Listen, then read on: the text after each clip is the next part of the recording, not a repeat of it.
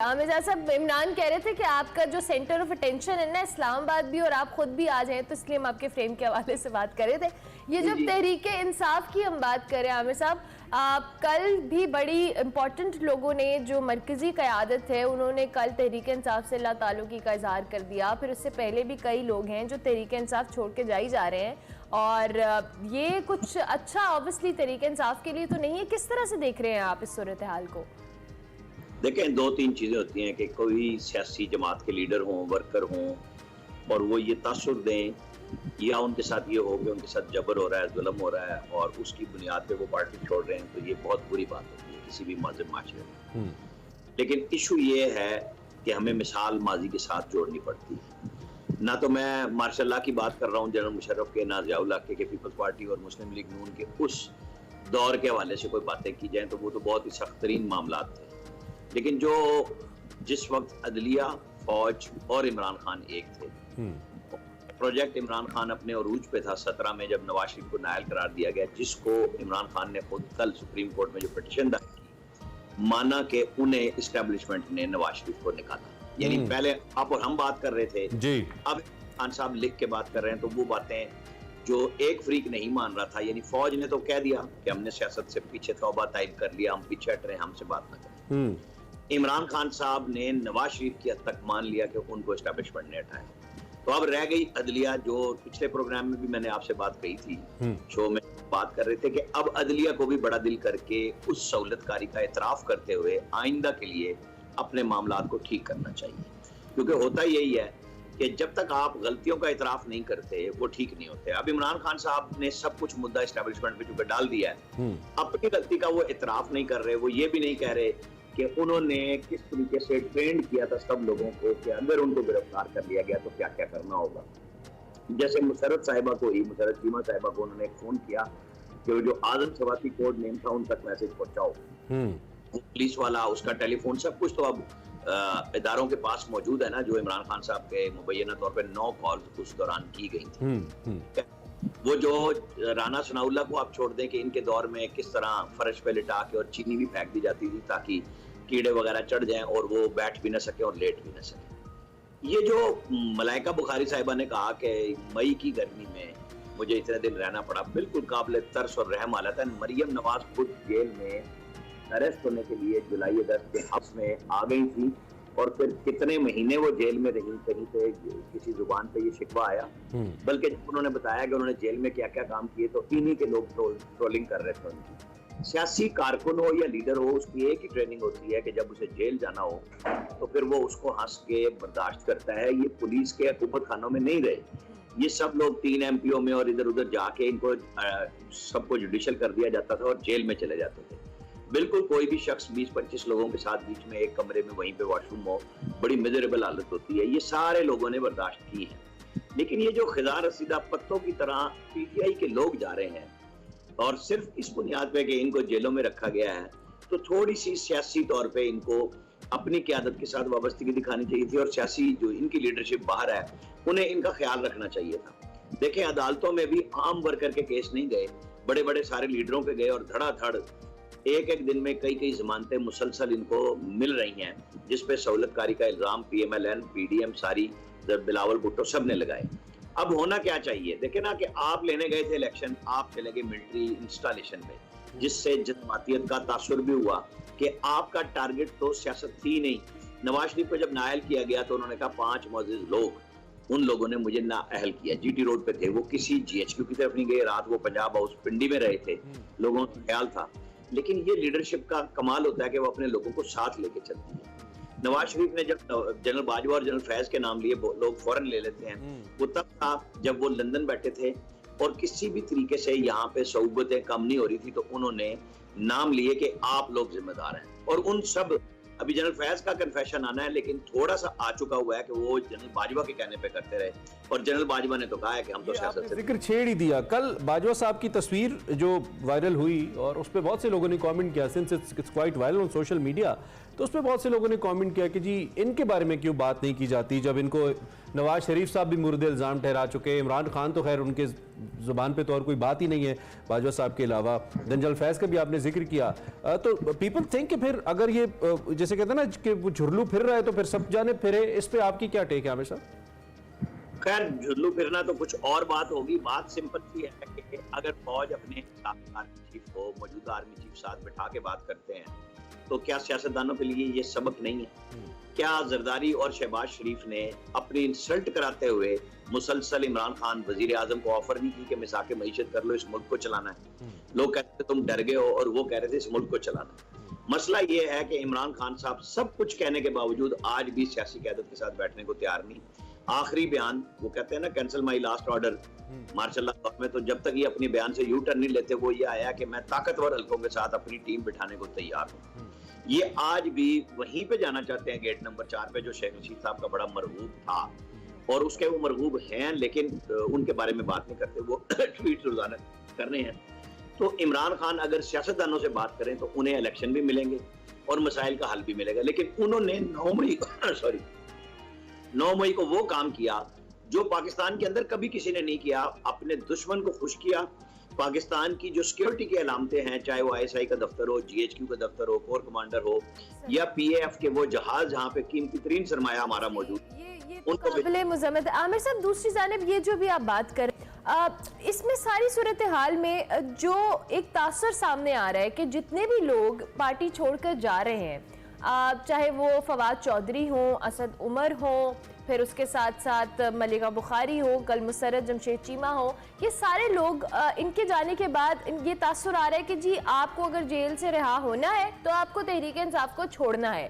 और ये चीज़ें हमने सुनी भी हैं, सोशल मीडिया पे भी मुख्तलिफ कयास रहे हैं, एग्जैक्टली जजेस भी ये बात करें। So how do you see कि ये तासुर क्यों आ रहा है सामने, कि कोई प्रेशर है, कोई ऐसी फोर्स है जो उनको कह रही है कि तहरीक इंसाफ से अलहदगी इख्तियार करें? देखिए, जजेस ने लाहौर इस्लामाबाद हाई कोर्ट के 2 मौजूद जज साहिबान ने गुफ्तगू की, जवाब तो उसका मैं आपको हकायक की रोशनी में भी दे सकता हूँ, लेकिन हमें तौहीन अदालत और जज की तकरीम रखनी है। अब ये सियासतदान बात करेंगे, लेकिन अब ये कुछ छुपेगी नहीं कि कौन कैसे जज बने, कौन कहाँ क्या काम करता था, और आज भी इस्लामाबाद में कौन कब्जे करवा रहा है, किसका बेटा, किसका भांजा, किसका दामाद अब अपने अपने पैसे वसूल कर रहा है कि मेरी कंसल्टेंसियां जो लगी हुई थी वो फौरन दो, क्योंकि रिटायरमेंट का वक्त करीब है। बहुत लोग इस्लामाबाद में गॉसिप कर रहे हैं, बातें कर रहे हैं जो हकीकत में मबनी भी हैं, लेकिन चलें वो आएंगी चीजें कि किस इदारे में कितने लाख रुपए पे माना पे कौन कंसल्टेंसी कर रहा था और अब क्या वसूली के लिए जल्दी हो रही है। इशू ये है कि ये तासुर नहीं है, ये बिल्कुल सच बात है। हम और आप छुप के क्यों बात करें? जब जजेस बात कर रहे हैं तो ये बात PTI की क़यादत के करने की है कि वो, मैंने जो बात आपसे कही कि सियासत को सियासत समझे। जब आप आर्मी की डोमेन में जाएंगे तो आपको ये 16 MPO या 3 MPO नहीं मिलेगा। अब आपको ऑफिशियल सीक्रेट एक्ट और आर्मी एक्ट के तहत ट्रायल किया जाएगा, जैसे 16 लोगों को कल लाहौर से ले लिया गया, पेशावर भी लिया जाएगा, पिंडी भी लिया जाएगा और फैसलाबाद, जहां जहां इन्होंने ये काम किया है। तो हुजूर जो गलती मानेंगे, एतराफ करेंगे, उन्हें समझ आएगा। आज फिरदौस आशिक अवान, उनको तो अरेस्ट नहीं किया, 12 बजे वो भी PTI को दागे मुफारकत दे रहे हैं, क्योंकि PTI में चले इसी बहाने मंजर आम पे तो आई हाँ, मतलब वो इसी तरह आई थी जब फिरदौस वजीर इतलात का मनसब उन्हें मावन खसूसी के तौर पे दिया गया था और फवाद चौधरी की इमरान खान साहब ने छुट्टी। वैसे खान साहब सोच तो रहे होंगे आमिर साहब के कैबिनेट के अंदर और खास तौर पे वजारत इतलात के अंदर कैसे कैसे हीरे उन्होंने जमा किए थे, फवाद जैसे, और जिन्होंने फयाजुल हसन चौहान जैसे, फिरदौस आशिक अवान जैसे। अच्छा, इमरान खान साहब के पास ऑप्शंस क्या हैं? Let's talk about his politics now. बंद गली में तो हम बहुत अरसे से ये कहते रहे, वो कहते थे नहीं, and somehow he had certain options. अगर 9 मई का शायद इंसिडेंट ना होता तो इमरान खान साहब को इतनी बुरी इनिंग्स खेल भी नहीं रहे थे, PDM को टफ टाइम दे रहे थे, बट उसके बाद एक गलती ऐसी कर बैठे कि शायद रियासत के लिए ऐसा लगता है कि अब काबिल कबूल नहीं है ना वो ना उनकी सियासत। पॉलिटिकली ऑप्शंस क्या है इमरान खान साहब के पास? राना साहब देखिए, मैं आपको बताऊं कि ये जितने लोग बाहर भी हैं ना, PTI के बड़े बड़े नाम जो जिनको आप मफरूर कह सकते हैं या जमानतों पे हैं, ये 99% छोड़ने को तैयार बैठे हैं। लेकिन तय ये है कि इस पार्टी को भी रखना है, इसके साथ लोगों की एफिलिएशन है, तो कुछ लोग ऐसे भी होने चाहिए जो अपना किरदार सही सियासी अंदाज में कर सकें, वो भाव कर सकें, वो भाव ताव सियासत का सियासत के साथ कर सकें। तो कुछ लोगों को छोड़ा भी जा रहा है, कुछ लोगों को समझाया जा रहा है, क्योंकि लोगों को समझ आ गया कि इस तरह हम सियासत अब नहीं कर सकते पाकिस्तान में। ये हम हल्के की सियासत भी नहीं कर सकते कि वो जहां जाएंगे पकड़े जाएंगे।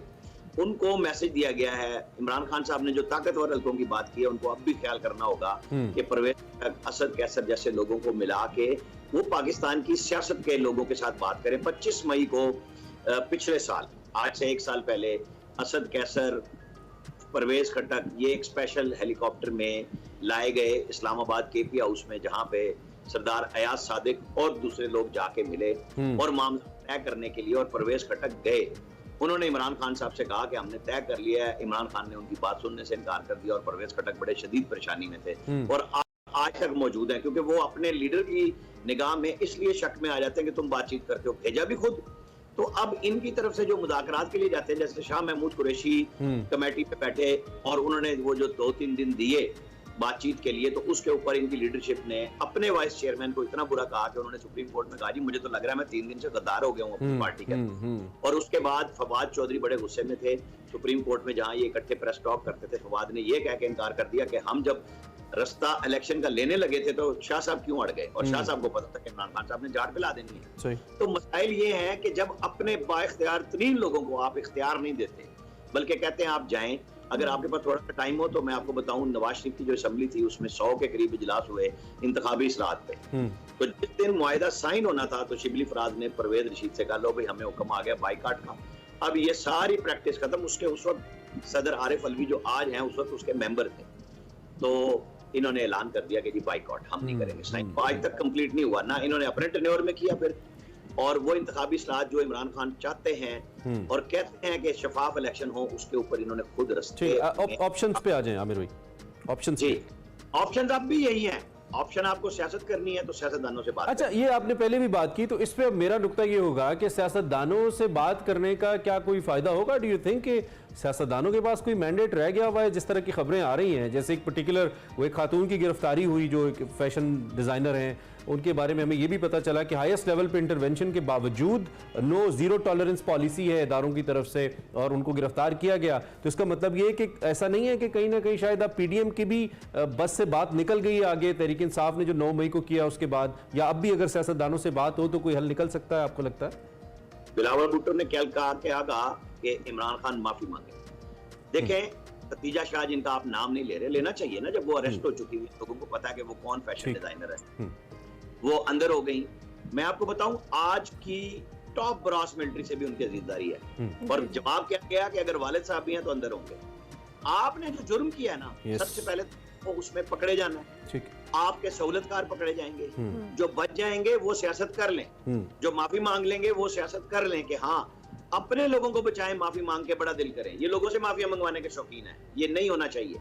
आपने लोगों को ट्रेंड किया, टारगेट दिए। मुराद सईद का वो ऑडियो मैसेज है ना कि जो टारगेट्स आपको दिए गए वहां पहुंच, वो क्यों नहीं वजाहत करते? वार रोज चीफ जस्टिस को खत लिख देते हैं, अल्लाह मियां उनको सेहत सलामती के साथ रखे, हिफाजत के साथ रखे, लेकिन वो अपनी उस ऑडियो की वजाहत क्यों नहीं करते कि उन्होंने क्या मैसेज दिया था, किसकी तरफ जाना था? क्योंकि जब मैसेज ये जाता है और हर हमला मिलिट्री इंस्टॉलेशंस पे होता है, पीएफ पे हो, पाकिस्तान आर्मी पे हो, आपको जो मैं कह रहा हूँ ना बात के जी, इख्तियार पीडीएम के पास पूरा मौजूद है, सब कुछ है, लेकिन जो जुर्म हुआ है, जो तय कर लिया गया है कि ये अलग होगा, सियासत अलग होगी, तो ये बात तय करनी होगी पीटीआई की।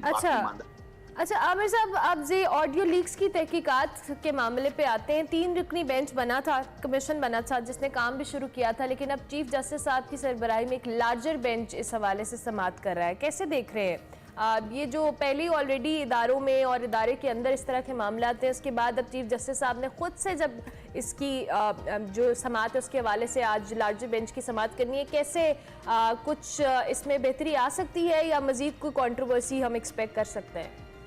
देखें, एक तो ये हो सकता है कि ये कमीशन सस्पेंड कर दिया जाए या एक गैर कानूनी करार दे दिया जाए, इसको स्टे दे दिया जाए। ये तो 8 रुकनी बेंच भी पहले दूसरे मामले पे कर चुका है जो पार्लियामेंट की कानून साजी थी। एक बने हुए कानून के तहत सिर्फ इसमें नुक्ता ये ढूंढा गया कि जी आपने ऑडियो लीक करने वालों को क्यों नहीं ढूंढा। सुप्रीम कोर्ट ये भी कह सकती है कि आप ये नुक्ता भी शामिल करें, लेकिन चूंकि उसमें मोहतरम चीफ जस्टिस साहब की जात इन्वॉल्व हो रही है, 2 जज साहिबान और लोगों के नाम आए हुए ऑडियो लीक, तो ये बड़ा गंभीर मसला होगा। और मैं कई दफा कह चुका हूँ कि स्टेट का फैसला है डिफाइंस, और डिफाइंस ये कि जो काम अब इस तरह किया जाएगा ऐन मुमकिन है उसको तस्लीम ना किया जाए। आप और हम सब सुन चुके, काजी फायद ईसा ने अपने चीफ जस्टिस की मंजूरी के बगैर हम देख चुके कि न सिर्फ कमीशन की सरबराही संभाली बल्कि सैटरडे को बहुत सारे लोगों को तलब भी कर लिया कि आप तशरीफ ले आएं और सामने पेश हो जाएं, जिसमें साबिक चीफ जस्टिस के बेटे भी शामिल हैं। तो काम तो बहुत बढ़ गया है। अब अगर ये सस्पेंड करते हैं और वो कमीशन काम करना नहीं छोड़ता तो क्या होगा? एक एग्जीक्यूटिव ऑर्डर 2009 का है जो बताया जा चुका हुआ है और वो रुका हुआ था कि काजी फायद ईसा अगर मौजूदा चीफ जस्टिस को गवर्नमेंट वो वापस ले ले ऑर्डर, एग्जीक्यूटिव ऑर्डर, तो क्या वो ओथ ले लेंगे, जो कि मेरा ख्याल है अब करीने क्यास है कि ओथ वो ले सकते हैं। तो फिर अब वही है तंग आमद बजंग आमद, फिर आमने सामने है, क्योंकि जिस तरीके से इमरान खान को बुला के एक मुलजिम को जजेस के गेट से गुजार के जो मोहब्बत प्यार निछावर किया गया, उसने स्टेट के तमाम उन एलिमेंट्स को जो ये फील कर रहे थे कि 12-13 महीने से सिर्फ हमारी इंसल्ट हो रही है, हर जिसको हम पकड़ के भेजते हैं नाम एजेंसी का ले लिया जाता है और जमानत जाती हैं। 9 मई के बाद हालात बहुत तब्दील हो गए। अच्छा, वो एक इस सारे बहस मुबाहिसे शोर शराबे में वो आमिर साहब एक इलेक्शंस भी होने थे, कोई इलेक्शंस भी थे जो होने थे, वो पंजाब की असम्बलियां टूटी थी केपीकी की, वो किधर गई जी? वो कल तो हमें पता लगा है कि फिर अदालत में शायद ये बता दिया गया है कि ये तो अक्टूबर के अंदर भी जो इंतखाबात हैं वो मुश्किल होते नजर आते हैं, चूंकि जो पुलिस फोर्स मिलनी थी आफ्टर 9th में उसके अंदर शायद कोई कमी होगी है पंजाब में, कुछ ऐसी खबरें आ रही हैं। तो ये क्या माजरा है जी? इलेक्शंस किधर गए आमिर साहब? देखें, मैंने 30 अप्रैल और 14 मई दोनों के ऊपर बड़ी क्लैरिटी से बात की थी कि इलेक्शन नहीं।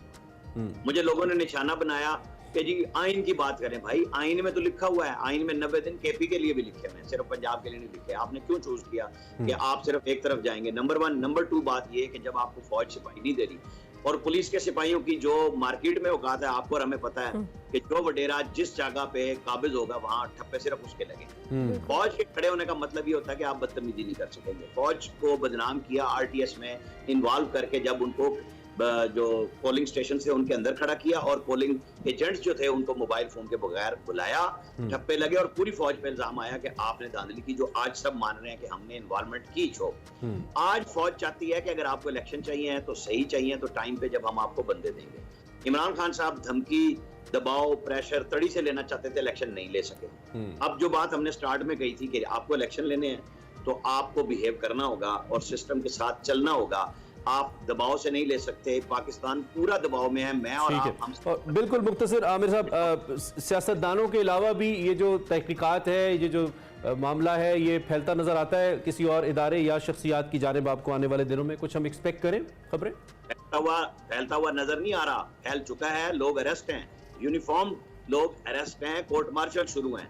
जब सिविलियन लोगों को कोर्ट मार्शल के लिए कल जो अदालत में लाहौर में 16 लोगों की एक बड़ी बहस के बाद उनका हवालगी स्पेशल कोर्ट ने खुद लाहौर में 16 लोगों की कर दी है, उसके अगर आप उस लेटर को पढ़ें तो कोर्ट मार्शल लिखा हुआ है। ठीक है, तो सबसे पहले फौज अपने लोगों का कर रही है। ठीक है आमिर साहब, टाइम हमारा खत्म हो गया। Thank you very much for your analysis. Senior साहब आमिर इलियास राना साहब अपना तजिया इस वक्त की जो सूरत हाल है उसके बारे में हमारे सामने रख रहे थे।